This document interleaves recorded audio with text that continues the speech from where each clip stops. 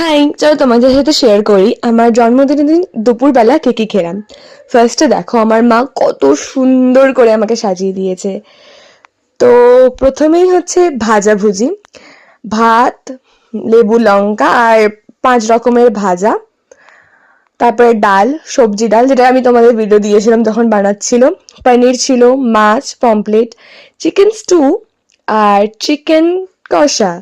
তারপরে চাটনি পাঁপড়, যেটা আমার ফেভারিট, লাইক আমি ভাত কম খেতে পারি বাট আমার চাটনি পাঁপড় লাগবে। দেন আবার মিষ্টি, দই আর পায়েস। আর গাইস, এই যে পায়েসটা মা এত টেস্টি বানিয়েছিল না, তোমরা কমেন্ট করে বললো তোমাদের বাড়িতে পায়েস হয় কিনা ম্যান্ডেটরি জন্মদিনে। দেন দেখতেই পাচ্ছ। আর আগে ফার্স্টে আশীর্বাদ পর্ব। প্রথমে দাদু আশীর্বাদ করে নিল, আর তারপরে মা। সত্যি বলতে কি 20 বছরের জন্মদিনটা যে এত সুন্দর করে শুরু হবে আমি সত্যিই ভাবিনি।